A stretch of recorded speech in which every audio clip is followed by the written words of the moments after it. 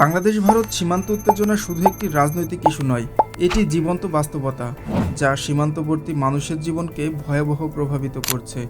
এই ভিডিওতে আমরা আলোচনা করব কোথা থেকে শুরু হয়েছে সীমান্ত উত্তেজনা আর আজকের বর্তমান অবস্থা, এবং তুলে ধরব নির্দিষ্ট কিছু সীমান্ত হত্যাকাণ্ড ও বিচার প্রক্রিয়া যা ইতিহাসেও জায়গা করে নিয়েছে। আর সর্বশেষে উন্মোচন করব সেই রহস্য যা আজ পর্যন্ত কেউ কখনো বলেনি। তাই এখনই ভিডিওটিতে লাইক করে দেখতে থাকো, কারণ যুগোপযোগী শিক্ষা এখন সময়ের দাবি। 1947 সালের বিভাজনের পর থেকেই সীমান্ত সমস্যার সূত্রপাত। স্বাধীনতার পর 1971 সালে মুক্তিযুদ্ধ শেষে সীমান্তের কাঁটাতারের মাধ্যমে নিয়ন্ত্রণ ও সীমানা নির্ধারণ শুরু হলেও নানা প্রান্তিক বিতর্ক ও সংঘর্ষ অব্যাহত থাকে। আর সেই ঘটনার জের ধরেই 2019 সালের সেপ্টেম্বর মেহেরপুরের শ্রীপুর সীমান্ত বাংলাদেশি মৎস্যজীবী আতিকুল ইসলামকে ভারতীয় সীমান্তরক্ষী বাহিনী গুলি করে হত্যা করে। পরিবারের পক্ষ থেকে মামলা করা হয়, তবে এখনও কোনো বিচার হয়নি। এই ঘটনার কারণেই এলাকায় উত্তেজনা বৃদ্ধি পায়। আর এরপর 2021 সালের মার্চ ঠাকুরগাঁও সীমান্তে এক যুবক নির্মল চন্দ্র দাসকে ভারতীয় বাহিনী গুলি করে হত্যা করে। স্থানীয়রা অভিযোগ করে তিনি বাংলাদেশের সীমান্তের মধ্যেই ছিলেন। এই ঘটনায় সীমান্ত নিরাপত্তা নিয়ে প্রশ্ন ওঠে। এরপর 2022 সালের জুলাই পিরোজপুরের বাগেরহাট সীমান্তে গরুচোর সন্দেহে দুই বাংলাদেশিকে ভারত সীমান্তরক্ষী বাহিনী গুলি করে আহত করে, যাদের মধ্যে একজন মৃত্যুবরণও করেছিল। এরপর দুই দেশের মধ্যে কূটনৈতিক উত্তেজনা সৃষ্টি হয়। আর এরপরেই 2023 সালের জানুয়ারি ভারতের পশ্চিমবঙ্গ সীমান্ত এলাকায় বাংলাদেশি এক মাদক পাচারকারীকে সীমান্তরক্ষী বাহিনী গুলি করে হত্যা করে।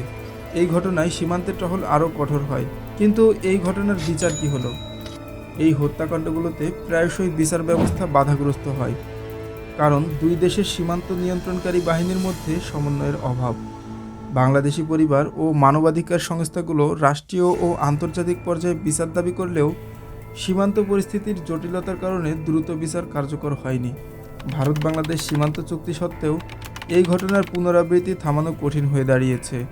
সীমান্তরক্ষী বাহিনী ও স্থানীয় প্রশাসনের মধ্যে সহযোগিতার অভাব এবং রাজনৈতিক স্বার্থসিদ্ধির কারণে বিষয়গুলো সমাধান হচ্ছে ধীরগতিতে। সীমান্ত এলাকায় মানব পাচার, মাদক চোরাচালান, অবৈধ অনুপ্রবেশ ও দালাল চক্রের সক্রিয়তা সীমান্ত পরিস্থিতিকে ক্রমশ উত্তপ্ত করছে। সাধারণ সীমান্তবাসীরা চরম নিরাপত্তাহীনতায় দিন কাটাচ্ছেন। নিরীহ গ্রামবাসীরা মাঠে কাজ করতে গিয়েও বন্দুকের গুলির শিকার হচ্ছেন। 78 কিলোমিটার দূরে যাওয়ার জন্য মুসাফির হিসেবে গণ্য হলেও এমন অনেকেই রয়েছেন যারা সীমান্তবর্তী এলাকায় নিজের বাড়ি থেকেও বের হতে পারছেন না। কিন্তু সমাধান কি? দুই দেশের সরকারকে প্রয়োজনীয় কূটনৈতিক চুক্তির পাশাপাশি সীমান্তরক্ষী বাহিনীর প্রশিক্ষণ ও সমন্বয় বাড়াতে হবে। সীমান্তে নিরীহ সাধারণ মানুষের সুরক্ষা নিশ্চিত করতে নতুন প্রযুক্তি ও নজরদারি ব্যবস্থার উন্নয়ন জরুরি। সীমান্ত এলাকায় অর্থনৈতিক ও সামাজিক উন্নয়ন ত্বরান্বিত করে চোরাচালান ও পাচারের উৎস কমাতে হবে। আন্তর্জাতিক মানবাধিকার সংস্থাগুলোর নজরদারি ও দমন কার্যক্রম আরও জোরদার করতে হবে। এবং সর্বশেষে বলা যায়, সীমান্ত উত্তেজনা শুধুমাত্র সীমান্তরক্ষী বাহিনীর মধ্যকার সংঘাত নয়, এটি মানুষের জীবনের সংকট।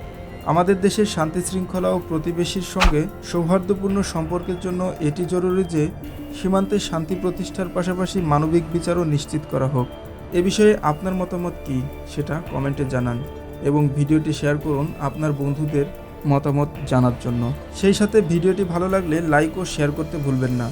আমাদের ফলো এবং সাবস্ক্রাইব করে এমন তথ্যবহুল ও সচেতনতামূলক ভিডিও দেখতে থাকুন, কারণ যুগোপযোগী শিক্ষা এখন সময়ের দাবি।